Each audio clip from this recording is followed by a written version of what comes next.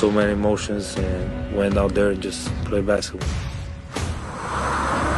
Oh, Doncic locked in from the opening tip. He's giving it to him from every spot on the floor. He's just letting them know that daddy's home. It's superhuman. A night for Doncic that began in tears and it ends in triumph.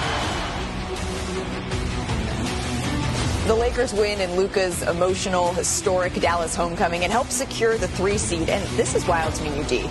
This marks the first time LeBron will have home court advantage since coming to Los Angeles. Isn't that crazy? Wow. There are 3 potential first-round opponents for the Lakers, right? The Timberwolves, the Nuggets, and the Warriors.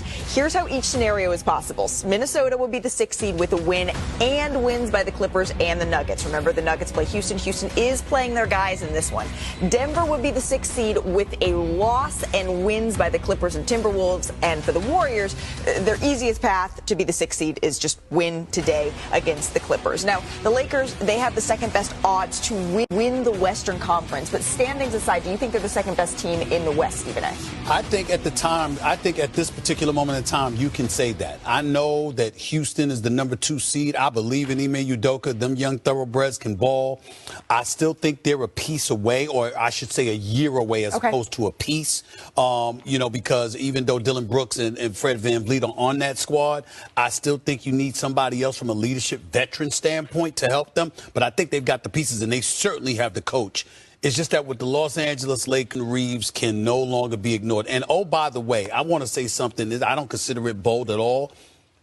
J.J. Redick is going to win himself a championship one day as a coach. Outlook right now with their experience, their playoff experience, you got to see one of these younger teams, like a Houston. I got to see them take him out to believe it. I see these two have been looking at each other the entire time you've been talking. Why? What are you keying about over here? JJ has done an amazing job, but we do not give Houston their flowers, and you slightly did. But yes, they might be young, but I'm looking at a team who has 5 guys starting in their starting lineup that average double figures. When we look at what Luka was able to go against last year against Boston, he wasn't able to hide. This is a team where if they played him in a 7-game series, he's not going to be able to hide. By the way, they're 14th in offense, but they're 2nd in defense, so they can guard. And on the other end, they're 1st in rebounding. The Lakers are 26th in rebounding. In a 7-game series, when you're in the mud, nobody's running any plays you haven't seen before. It comes down to physicality. It comes down to grit. It comes down to muscle. I'm looking at that team, and I'm saying, okay, yeah, everybody says the Lakers. I say Houston.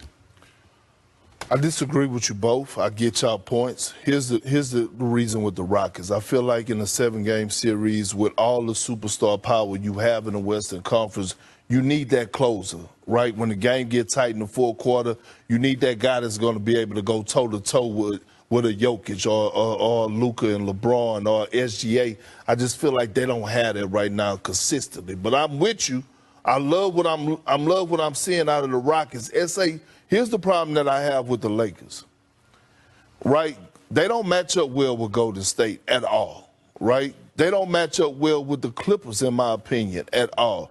Any team that has the versatility to switch on the perimeter defensively causes problems for the Lakers. And that's what the Golden State exposed about a week ago when they played the Lakers, because Luka was trying to search people out.